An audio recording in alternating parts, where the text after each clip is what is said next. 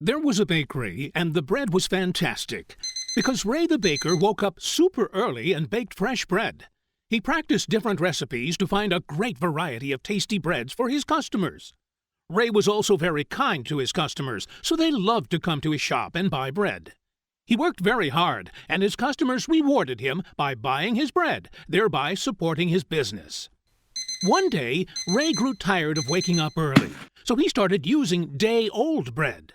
He was tired of baking complex breads with expensive ingredients, so he started making plain old white bread. And Ray was sick and tired of being nice all the time, so when customers came in, he was condescending and rude. The customers stopped buying Ray's bread, and he was facing bankruptcy. He was pissed off that his customers stopped buying his bread. He decided to force them to buy his bread. Ray went to their homes and threatened to beat them up if they didn't buy his bread. He was a black belt in beating people up. The customers were afraid, so they started buying the bread again. People complained about the crappy white bread and the crappy service. Sometimes we have a few bad apples in the bakery. If you people don't like the service or the bread, I'll allow you to vote for new employees. The customers felt empowered and voted out the lazy and rude employees. The new employees were more or less like the old employees. The customers often fought among themselves over which employees should work in the bakery. They were sure that if their favorite employees worked at the bakery, they would have good bread again. Meanwhile, they continued to buy Ray's crappy bread, and the bakery grew. One day, Ray was going over the books, and he noticed a decline in bread purchases. With the growth of the bakery, he didn't have enough time to ensure the customers were sufficiently intimidated into buying his bread. He hired some of his karate buddies to intimidate the growing customer base. His buddies also had black belts in beating people up. Ray instructed his buddies to intimidate only, but not to punch his customers. He was worried that if his buddies started punching his customers in the face, they might fight back. That would be bad for business. But he needed some way to ensure that customers purchased his bread, and to do that, he needed some punishment for them if they didn't. Ray had a great idea. He ran to his desk and pulled out a piece of his best stationery. There was a seal with the bakery logo on the top. It was even embossed in gold. Very official. He wrote in calligraphy that all customers had to buy 5 pounds of bread per month. If they didn't, they would be subject to fines and confinement of up to 10 years. He framed the proclamation and placed it all over the bakery. He mailed copies to his customers. Sales increased a little, but most of the customers simply ignored it. He sent his karate buddies at the end of the month to collect from the customers that were behind on bread purchases. The greedy customers told them that they were sorry, but they didn't have the money. At one house, Ray's buddies said they saw some Panera bread in the kitchen.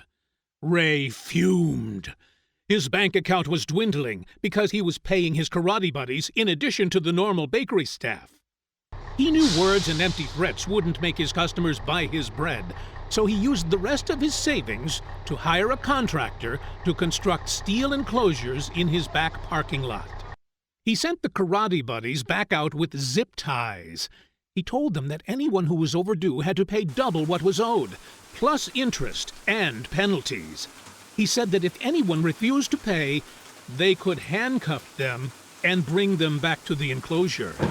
Ray said he would keep the cheap bastards in the enclosure until someone paid to get them out.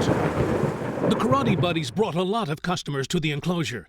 It became overcrowded, so Ray had to buy more enclosures. Also, almost all of his customers tried to cheat on how much bread they bought. Sometimes they doctored old receipts or simply lied on their monthly bread return. These cheap asses were stealing from Ray by not buying the 5-pound monthly bread allotment. His proclamation was in calligraphy, and it was even embossed. It was very official. Ray was indignant that his customers still act like he didn't have the authority to force them to buy bread. Ray wasn't very good at math, and collections were getting complicated to keep up with. He added a back office to the bakery and called it the Bread Revenue Service, or BRS. He hired a few accountants to figure out which customers were paying and which ones were cheating. The karate buddies were jealous that the BRS had a cool acronym and an office, So Ray created the Bread Administration Department. The karate buddies were happy because they were now bad. The BRS figured out who wasn't paying, and Bad enforced the 5-pound rule to the letter. The money flowed in, but the new offices, the accountants, the karate buddies, not to mention all the jail cells, were costing more than the bread revenue. It's expensive to make sure everyone's buying your bread. Ray raised his bread prices by 200% to pay for it all. The customers complained and voted some new employees in, but they still paid, and the bakery still functioned, along with the bureaucrats.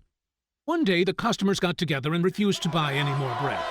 They were tired of being forced to spend their money on crappy bread. The customers rioted. The karate buddies took many customers to the enclosures and even had to kill a few, especially unruly ones. The deaths inspired the customers to fight harder, and the karate buddies were beaten up. After they were beaten up by a mob of customers, one customer ripped their black belts off and burned them right in front of them. Ray went to his dojo and hired more karate buddies. He assigned them to Bad and equipped them with throwing stars and nunchucks. It was a bloody battle, with many dead customers, but Bad prevailed.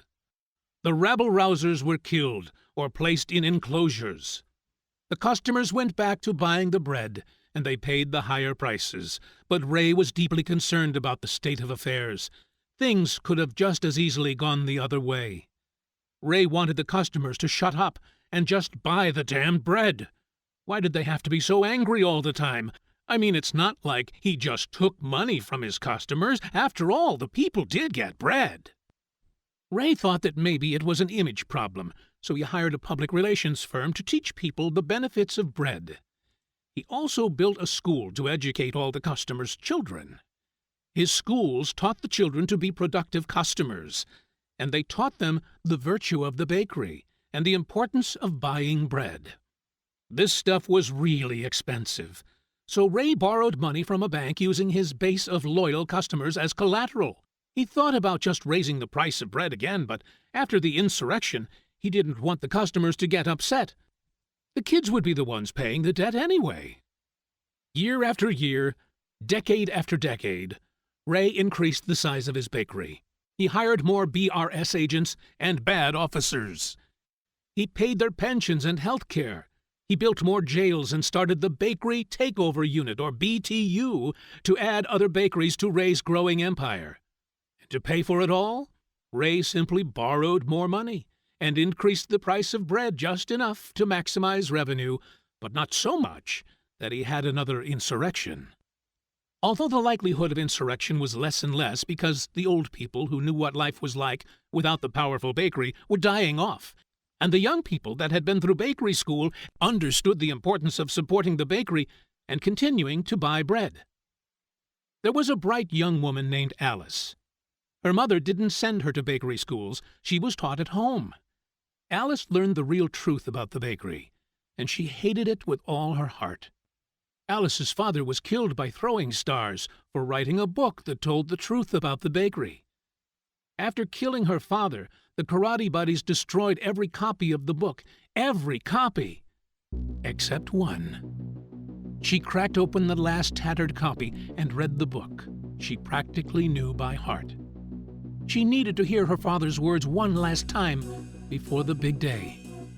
The big day arrived. Alice stood in front of the bakery with a massive mob of customers and her fiery hair blowing in the wind. We used to live in a world where we could buy any bread we wanted to, or choose not to buy any bread at all.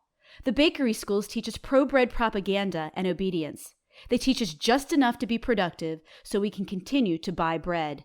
But they don't teach us the truth about the bakery. They don't teach us how the bakery steals our money and our freedom. They make us think that we need the bakery, but the truth is the bakery needs us. The mob of customers was getting louder, so loud in fact that Ray could hear them from his back office. Get Bad and BTU outside now. Disperse that damn crowd by any means necessary and kill that red-haired bitch. The officers and soldiers were armed and muscled, but the mob of customers was huge.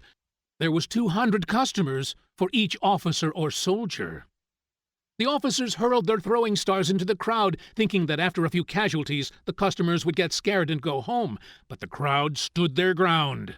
A soldier hit Alice over the head with a stale baguette. It was so stale that it was like a baseball bat. Alice was injured and bleeding from her head. The anger spread from person to person like an infection. The crowd was thinking and acting as one. They overpowered the officers and soldiers and spilled into the bakery. The bakery employees cowered in the corners. The mob stomped into the back offices that housed the BRS. The accountants cried and begged to be spared. One agent had an accident in his pants, which was a good strategy because nobody wanted to go near him. The mob found the oak door that was labeled Ray, the boss of everyone. They kicked the door in and found Ray hiding under his desk. Meanwhile, customers opened all the enclosures, releasing their friends and neighbors. With the extra space, they forced BAD, BTU, BRS, and the bakery employees inside. A handful of customers assisted Alice with her head wound. They applied a bandage and helped her to her feet. She was woozy, but she didn't want to miss this.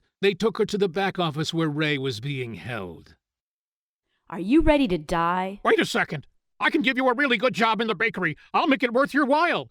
You can be my number 2. Imagine the power to force everyone to buy your bread. It's intoxicating.